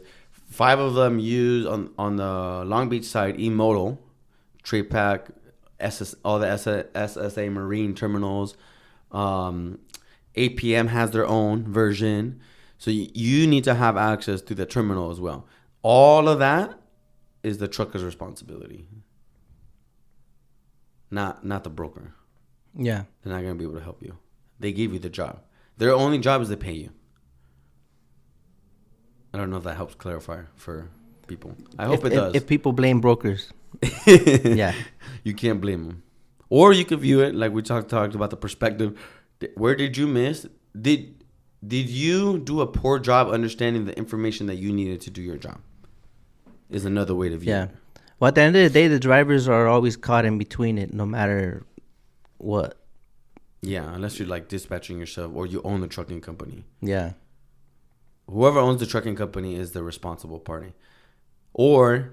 So that's why that's a heads up for the guys that are going to follow the list, the instructions. So when shit goes south at the terminal, they're not blowing up the broker's phone, right? Correct. It's like you should have planned accordingly. Yeah, that is your job. Very well. Anything else you want to add to that? I would encourage everyone to take that very personal because it'll allow a lot of other things to happen. Meaning, you're not going to waste your time. Your time is valuable. You're not going to have to argue with the broker and charge them a dry run. And if you cover your butt and you take responsibility of getting all those pieces to yourself, guess what your customer's going to do? They're going to be happy and they're going to give you 5 more loads. Versus, I'm not working with you anymore. Yeah, versus pay me a dry run for some mistake I made. Yeah, or like if you have a pretty good success rate, when something does go wrong, hey dude, today was a dry run, or they shut the terminals down, trade packs automation system went to caca today, whatever the situation is, you could charge them and they go, fair. They're not going to argue with you because the trust, the relationship, the transparency has been there. Yeah. To where they know if I give that job to that trucking company, they're going to do it. I don't have to worry about it. So luckily, I've been fortunate again that I've done maybe 2 or 3 loads where they've been on me, and I go, stand by. I provide them all the information. I do my job, and then the next week they go, here's 6 deals. I go, you didn't ask, but I'm gonna keep my mouth shut. Fine, here we go. I asked for the work, and now they're just giving me work because we have a high success rate. So maybe another way to kind of end this little topic is, if you want a successful trucking company, you need to look at the things that you can control in order to provide a high value ticket. And that's on you. Yeah, the less fuck ups, the higher quality service, the higher you can quote. The higher you can quote and the higher you can hold your line, right? Because when it comes down to like, hey, one that's very expensive, and then you go, well, you don't even have to say it. Like, you get what you pay for, so go fuck with someone that's gonna get your shit shipped back. And then you have to go through the whole process about figuring out what that other trucking company is gonna do their job or not. Versus, hey, this is gonna cost you more because you asked me to get it today, you cleared it today, and I got a trucker there at 10 p.m. today. It's gonna cost you more. Do you approve the quote? Yes. Okay. Hey, your containers in the yard will deliver tomorrow. Thank you. Awesome. Where do you see yourself in 5 years, the way things are going? I mean, shit, in 3 months, you got all this unlocked, so. I think in the next 1 to 3 years, we want to separate the departments. We want to grow the drayage side, and then we want to push part of the company to start to be the forwarding side. So right now, I'm trying to get to where I have like 10 drivers. Right now, we have like a power capacity of like 3, and we're doing a lot with 3. So want to grow the manpower. I also enjoy the process of building that team and communicating with that team. I guess it's not very common, but I like to educate the truckers through all the things that I just talked about so that they understand. And I think a cool thing happens where they're trying to problem solve for themselves and they're calling less and they understand the context in which I'm sending them. Sometimes I'll go, hey, I know sometimes that terminal has exempts. I'm not very sure, but hey, let's go try it. Do you mind going? They're like, all right, let's go try it because it might be worth the win just to get a chassis. And they're like, oh, I'm down, because they know later on in the day, the next run, because we have acquired a chassis, is going to be easier, right? So getting more truckers, educating more truckers. One thing that I do want to do is 3 fucking months, guys. educate and create more relationships with other dispatchers that we can help each other. Yeah, I think the key part is other dispatchers, not the owners, the people that are making calls right away, to where we can help each other, whether it's a street turn or a dual or rent an owner chassis for the day at whatever the business price is for that day. Not as a favor, charge me the business rate. You know what? Shout out to all the dispatchers out there, man, because a lot of these dispatchers basically run the fucking company, you know? Yes, like their decisions either make it or break it. Correct. And sometimes they don't get enough credit for it. I agree. You know? And so that's one of my big goals is trying to bring together people, and I'm gonna give a shout out Dispatcheros to I have a WhatsApp group that I'm trying to grow, that I've been lagging on it, that is helpful to where like, hey, does anyone have the a Costco empty or whatever, and trying to get better relationships so that we all can do their jobs faster. I think that's the best way. Or if there's a situation where someone gives you 10 containers that you need to move today, but you only have power for 2, can we rebroker to someone else that we have a relationship with so that they can do the job, they can get some money, you can get some money, and the relationship keeps going. So building that team up on the company side, providing support and growth so that we can get to the forwarder level, and hopefully also have the opportunity to give out jobs and loads and contracts to carriers that have also provided good service, right? I think at the bottom of at the end of the day, kind of like what you talked about, is the only way that we can help each other and the only way that we'll be willing to either give or take is the value that we provide, right? So if there's because there's more than enough companies. Not one trucking company can pull the containers. We drove right here right now. Like there's so many out there right now, to where have the freedom and the opportunity to be able to be the ones that give those contracts out. It's a hard task, and I mean, there's enough money out there to where, like, if you set yourself up to make good money, I think the waiting time and all that is the least of your worries at that point. It's like, if we can't change shit in a way that, like, I've started to use this, like, sing Kumbaya in there, Yeah. you know, then let me get paid accordingly for this shit. Like, yes, make it worth my while. yeah. Okay, what adapt and overcome, right? Like, Yeah. okay, so this is not changing. Well, I'm gonna tweak it a little bit on my end to where it benefits me. Yeah, or have more control, Yeah. or like the thing that we said, only work with the people that you want to work with. But if you're at the fucking you get the end of the stick, You get nothing. of course it's gonna be hell. Like, fuck, I'm not making enough money. Of course, waiting fucks your day up. Mm-hmm. But if you secured the bag, it's like I'm set. I Yeah. know my cost. It does take work. It's worth it for me. So, not dependent on, like, I hope they don't go to lunch at this time, or I hope this. Like, I'm good. Yeah. I think a lot of people out there are not making what they should be, and that's why it gets stressful. And they just focus on the stuff that gets in the way of them profiting because they want to have momentum. But if Yeah. your profit margin, if your profit is high, then you're not gonna trip on a slow day. Like, I secured my bag today either way. So, Or, I know it's very hard for people to do this, but if they're in that situation, and I think that's what makes us successful, or have had us a success rate. What are the things? Here's how I always do anything in general. What am I doing, and what are the things that I can control that can contribute to my success?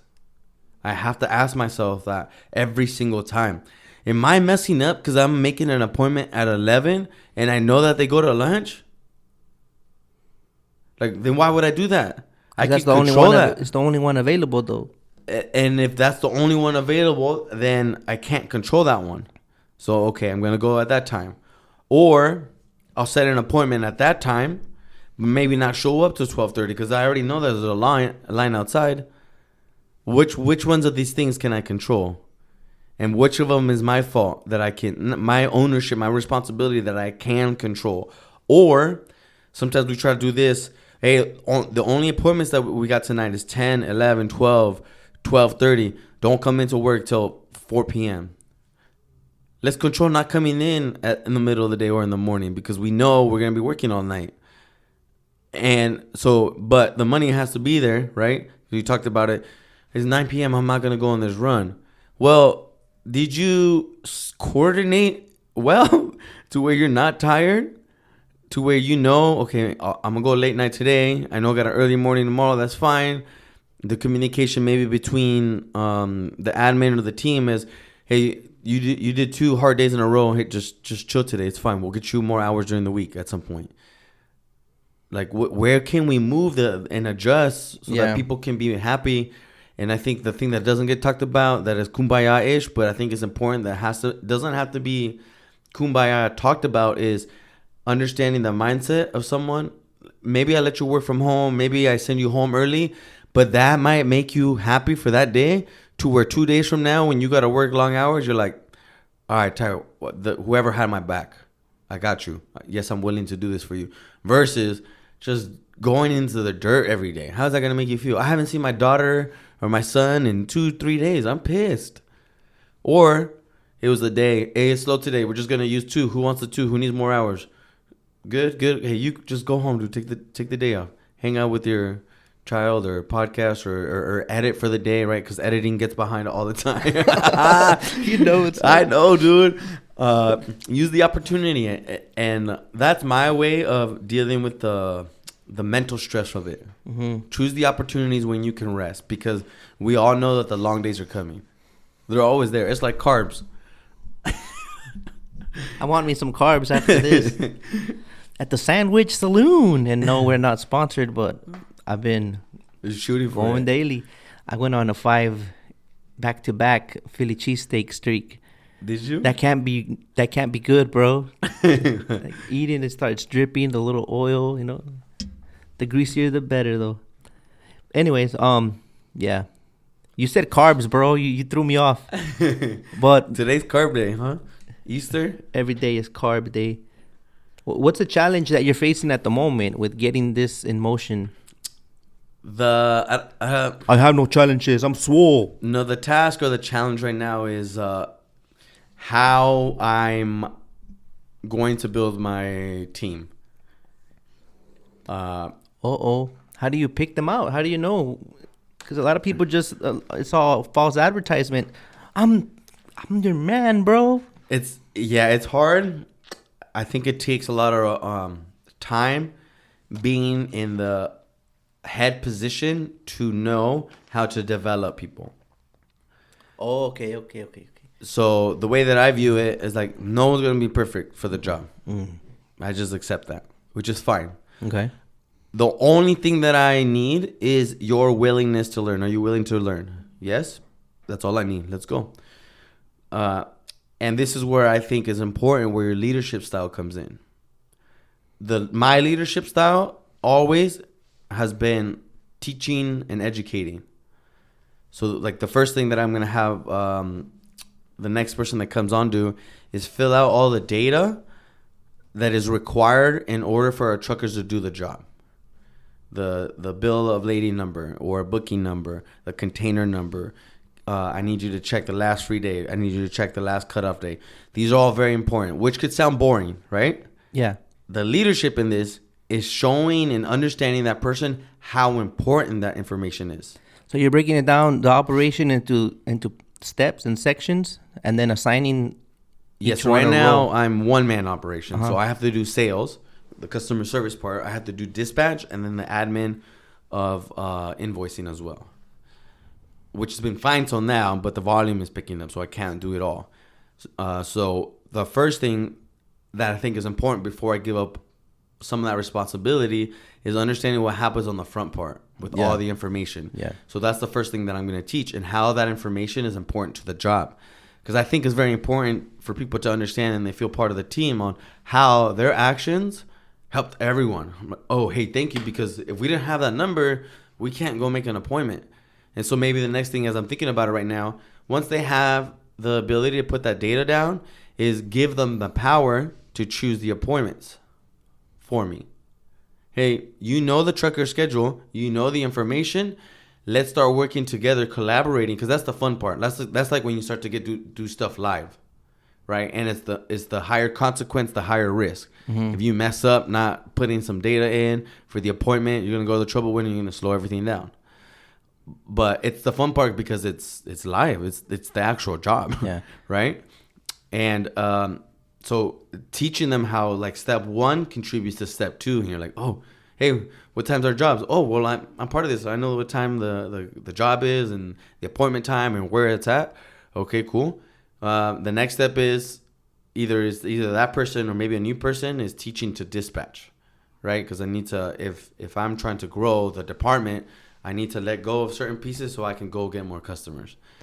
And teaching that person, like, hey, this is how we dispatch, and this is why this is important, and this is why your part is important. And the way that I view it, not one piece is more important than the other. It's just different pieces.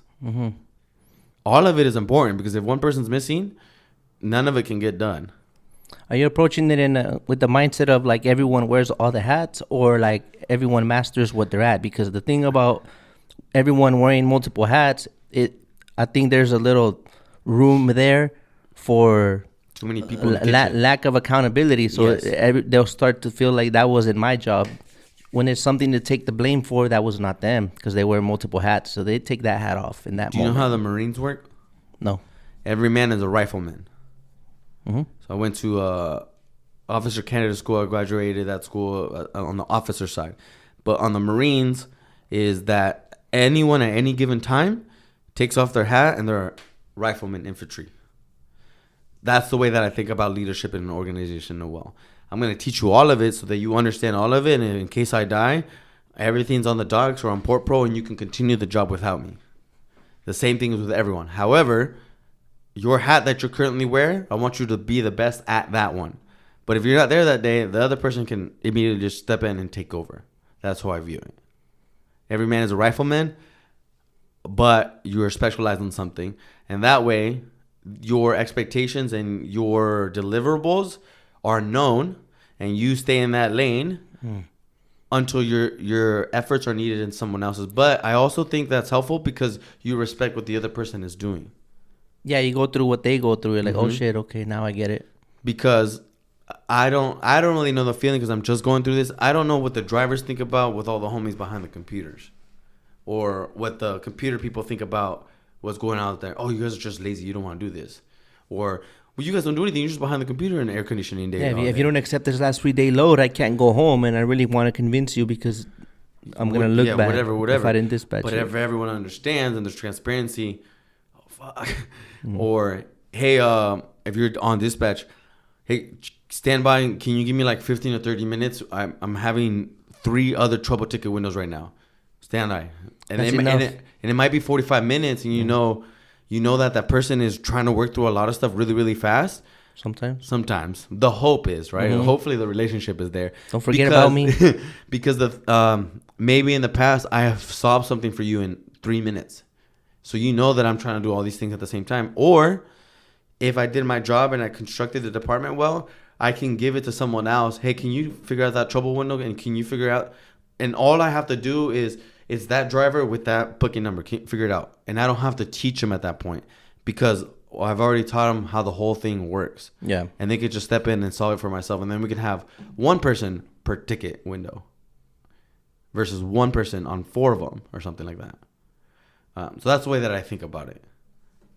It takes the way that it's done. 1, again, through teaching and information, and 2, the way that you're setting up your verbiage and having people interact with each other on I think of it as very micro level, to where I do little things to where a small text of something that you did that day, whether as an example, hey, I appreciate you having my podcast, whether it's a later today or tomorrow, even if it's a small little thing. Or maybe the podcast comes out and I send you a text of something funny that happened and like, look at us fools. Hey fool, you forgot to turn the sound on. Shit. It made me check. But it's a little touch point that compounds over a long period of time in order to create a relationship. And we gave each other a lot of feedback today in a correct way where it doesn't feel demeaning, or it's more of a conversation than I'm the boss, I'm going to tell you what to do. No one's ever like that. I never liked that from the top down. That's why I started getting tattoos and dressing the way that I drew or whatever the thing is. Because I didn't like authority. I wanted the freedom and the responsibility to do something that is high consequences at all times.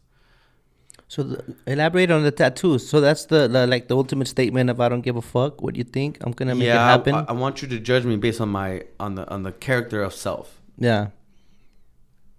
A lot of people still judge people, though, based on tattoos. Yeah, I don't know why it's old. I have an assault rifle in my hand.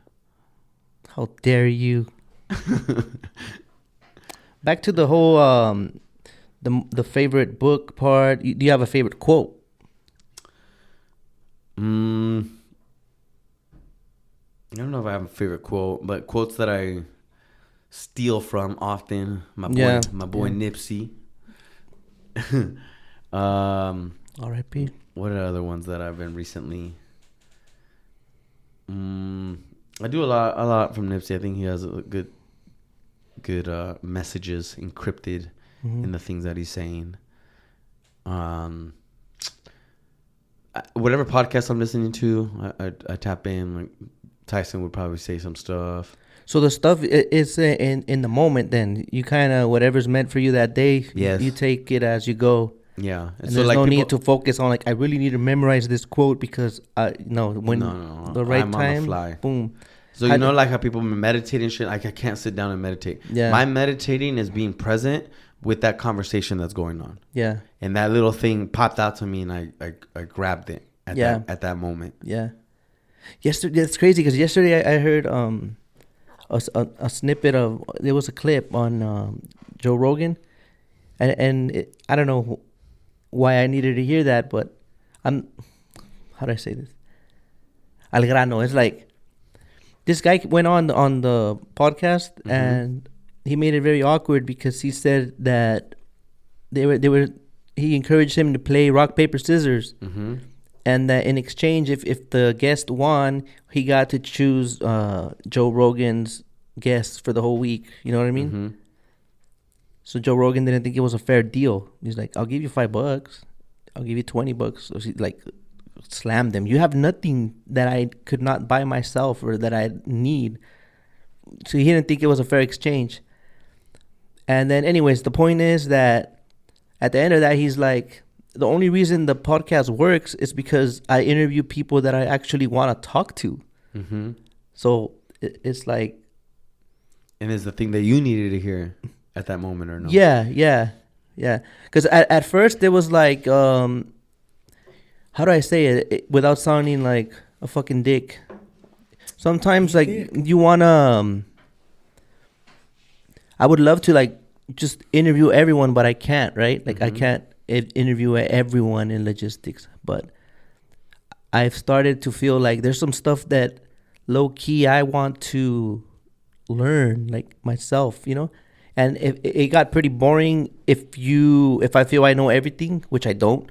Like I feel like I want to challenge myself to bring more guests that I can learn more from as well. Like, you know what I mean?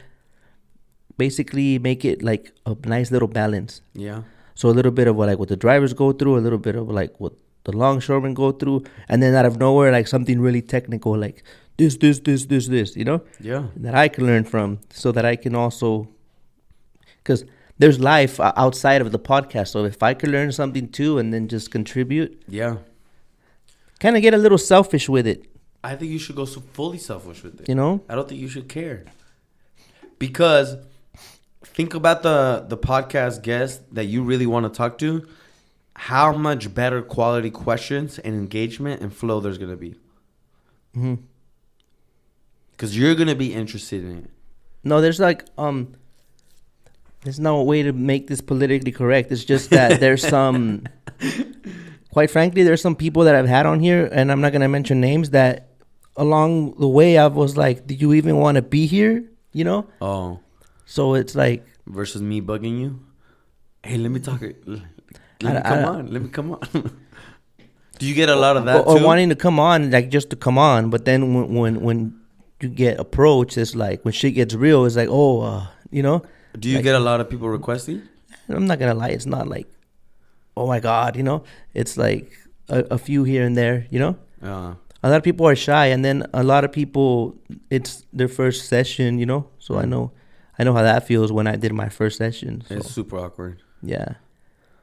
I guess it's, I don't know where I'm going with this, but the point is I needed to hear that, because the minute I start losing interest in this, then I'm done. That's and anything that I do, if I don't love it, it's not the same and quality. It takes a lot of work. You know what I mean?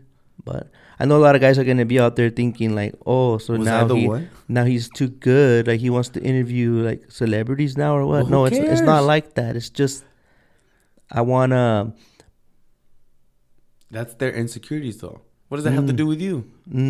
What does that have to do with you? That has nothing to do with you. Yeah. All I ask is like if I not to sound as humbly as I can, like if you're given the opportunity to come on, like let's provide value, like let's engage. You know, not just to come on just to say you came on. Like what can you contribute to the people? You know what I mean? Yeah. But yeah, fuck it. It's a learning experience. I'm not gonna stop. I'm just saying I needed to hear that, because there's some times that I haven't been too. What's the right word? All I know is that sometimes it's just hard to get it rolling, man. It's like, Yeah. and I feel guilty like just cutting it short. So I just roll with it. You know what I mean? And that's not very genuine of me. So me, when I hold something in and eventually it bugs me enough, I just blow up, or I just, you know what I mean? Yeah. So I'm learning to just kind of know myself and like, you know what? I'm not feeling this. Like, so that's how I was feeling sometimes. Well, hopefully I did a good job. Yeah, you did great. But We made it. We made it through all the points, huh? quack, quack, quack. Nah. Don't forget to unsubscribe if you feel a certain type of way. But you have what helps you stay motivated? Like, because me, like it was a time I was not feeling motivated to do this. Cause Yeah. it felt like monotone. You know. Oh yeah, you know. It just I don't know. I'm the type of guy I need to know. Like I get frustrated. Like I want to do it. I want to do it now. Like tell me now. Like let's figure it out. But then when I realized that maybe we can't figure it out, we gotta like focus on our own selves. Mm-hmm. You know. And this is the way. Information, value. Mine is To level up. Yeah, mine's the thing that drives me is me testing my skills, right? Because I say a lot of stuff. And so the internal dialogue that I have with myself is, if you think you're hot shit, well, let's see your skills, Juan. Right? Like the jump was, oh, you want to be in operations? You want to be in logistics? Let's see what you got. If you think you're hot shit and you know leadership and you know management, then prove it. So like that's the internal dialogue that I have with myself. And that's it. I'm going to prove it to myself that I can. And because of that, I'm really harsh and insane on myself. So I do all the things that I need to do to prove that to myself. The hard part, though, is that's my addiction. So I always keep finding myself doing that. Like, I was an EMT before. I was going to be a firefighter. I did the military thing before. I've done so many things that I made it to the end and was like, all right, I did it. Next. But you see what I'm saying? You get to that point where it's like, next. Yeah, I think I don't want that to happen here. It could be different next though. Mm-hmm. It could be next on. Maybe you go back through all the podcast guests you had, and the ones that killed it, you bring them back, and you have a new topic. You elevate the conversation. Yeah. Right? Or you elevate the conversation to where here's an idea. If we're talking about it, you're comfortable in this studio.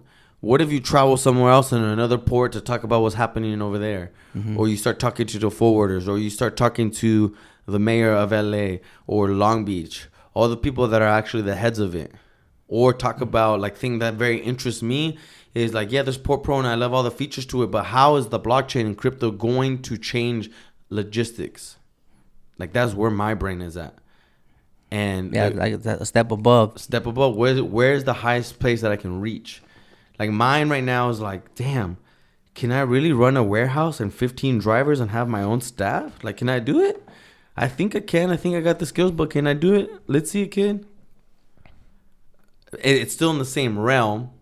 Like, I think my job is still the same because it's in a leadership role of leading a team to war. But it's like, what is the best ability and the most complicated one that I could test myself in? Versus, it is very hard for me just to show up and do a job somewhere. I can't do that. Clock in. I can't just go, I'm going to work today and then I'm going to walk away. I have to be like, I'm going to go to this place and test myself and create relationships and make my presence known and build a bigger network for myself.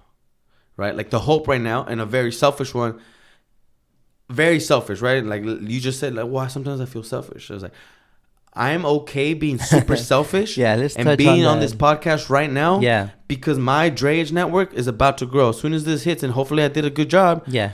Because everyone right now that follows me on Instagram is from fitness. Yeah. Now I'm trying to grow very selfishly and trying to put Prevalent on game, on social media, because hopefully I did a good job for people to want to communicate and ask questions. I because we started having conversations in the comments, people started to reach out to me. Right? So very selfishly, I want to do that as well.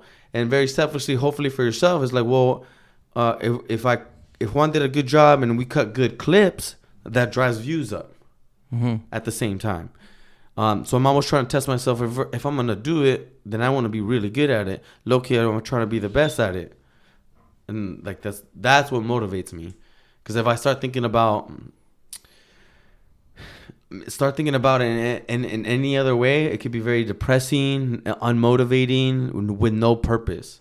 So I have to like slap that purpose there. Okay. So everybody talks about like the motivational this, motivational that, but let's talk about how do you act when you don't feel motivated, when you don't want to fucking do anything, if that ever happens, or is it always motivation day for you? Like, I get tired, I burn out. How do you get through those days that you don't want to? You don't have them? No. Well, I think about it maybe differently. Is when I know that I'm like not motivated, I'm getting tired, and I've been doing too much, I just shut it down. That could be like a day in my head or half a day or two, like the weekend, and I just hang out with my kids and lay around. Just reset, nothing. And then back on Monday, I turn back on, right? Because my Monday starts with what? 4 a.m. workout, boom, straight into all the loads that I have to do, boom, boom, boom. And then I pick up right where I left off. And then I start to ask myself, where can I start to grow? All my jobs that need to be going are already en route. Like maybe tomorrow actually is like, okay, I need to get my social media presence on point and the Prevalent on point.